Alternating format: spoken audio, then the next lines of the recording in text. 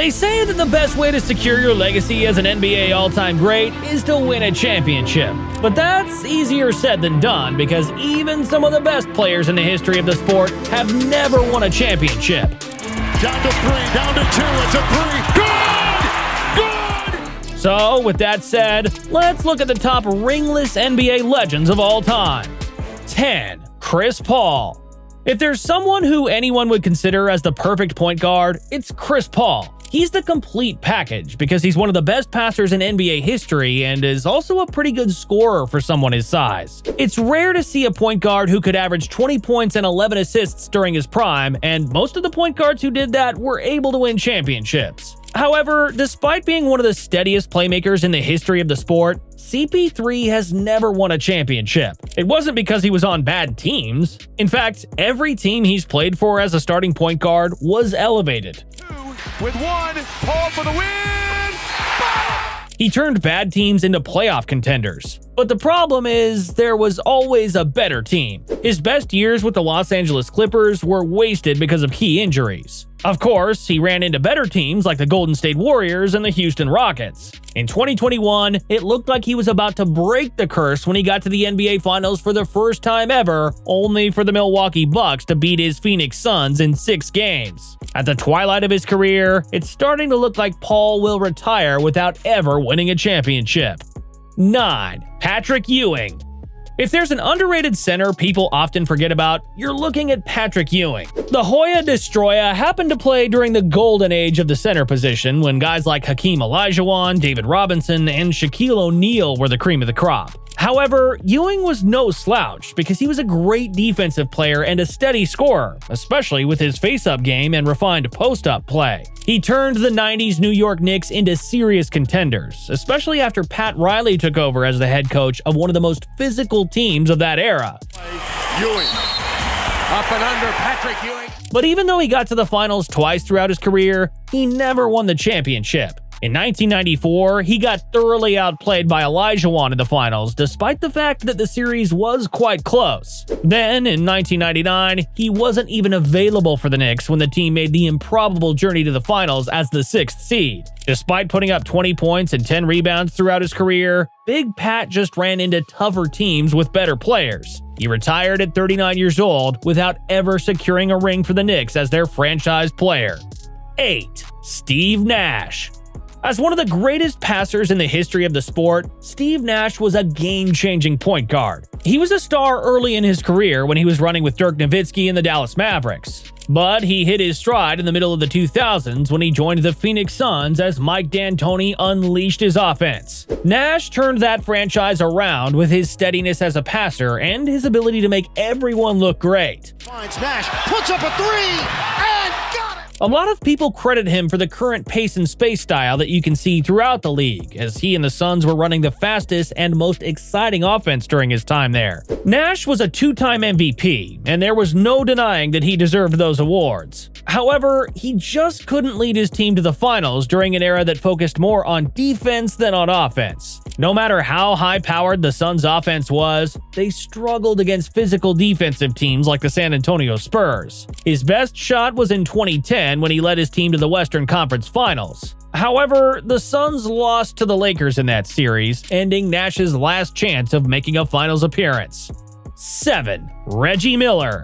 Known for his clutch bucket-making ability and polarizing personality, Reggie Miller was the ultimate sharpshooter during a time when the three-point shot wasn't as important as it is today. He helped change the game by proving that a three-point shooter can become a star and help get a team to the playoffs regularly. Throughout the latter portion of the 90s, he and the Indiana Pacers gave Eastern Conference teams headaches. McKee gets it in the middle for the win!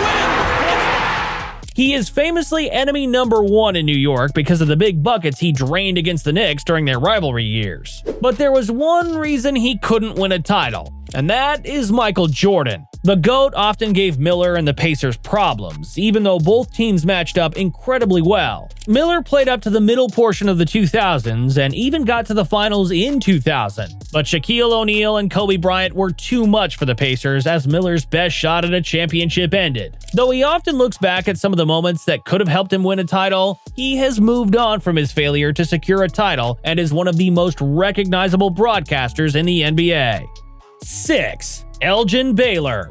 When you want to look at trailblazing players, you have to look at Elgin Baylor, one of the best forwards in history. He was one of the first players to average 30 or more points in a season, showcasing his dominance and athleticism as an undersized power forward who was simply faster and more athletic than the other big men. Baylor and Jerry West were the two most important figures of the Los Angeles Lakers franchise during the 60s, as they led their team to the finals a lot of times. However, they often lost to better teams, especially the Boston Celtics. He played deep into his 30s, but was already a shell of his former self during the early 70s when Wilt Chamberlain and Gail Goodrich arrived just in time for the purple and gold. However, he retired from the NBA during the 1971-72 season, playing in only 9 games for the Lakers. Ironically, the Lakers won the 1972 championship, as Baylor probably regrets ending his season prematurely. Even if he played a limited role, he could have won his first title at the end of his career.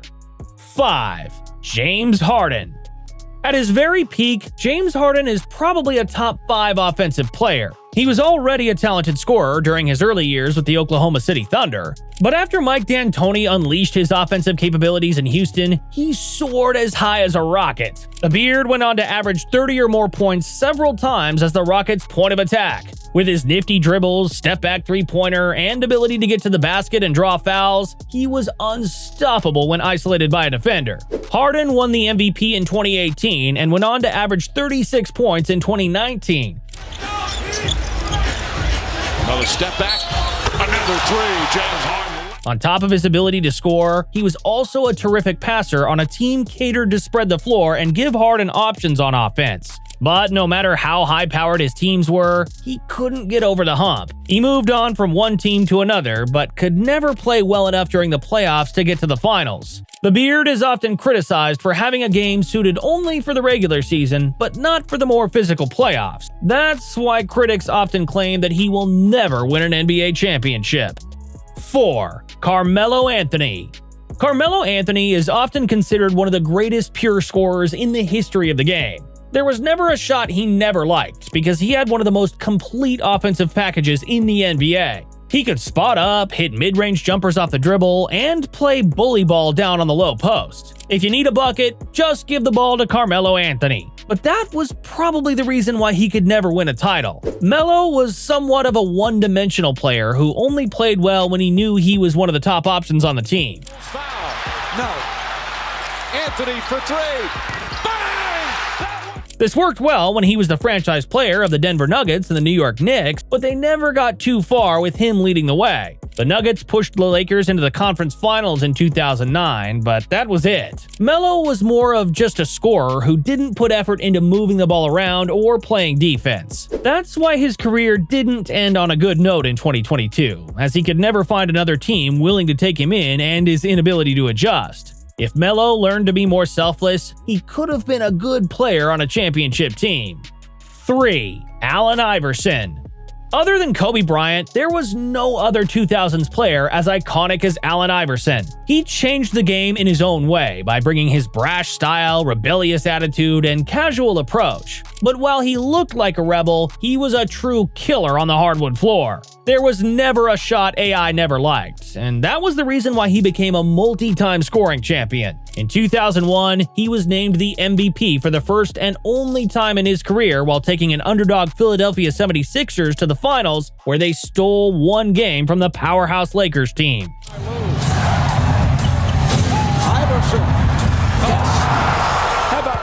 But his career peaked that year. Iverson never got a chance to play for a championship ever again because he was simply a high-volume scorer who took a lot of shots and didn't move the ball around. He was only effective when the ball was in his hands, often failing to adjust his game as he got older. Age and injuries eventually got to the great Allen Iverson as he unceremoniously ended his career without having a shot at a farewell tour. The man with one of the greatest crossovers in league history, maybe one of the greatest underdogs in history, but he just couldn't reach championship success. 2. Charles Barkley.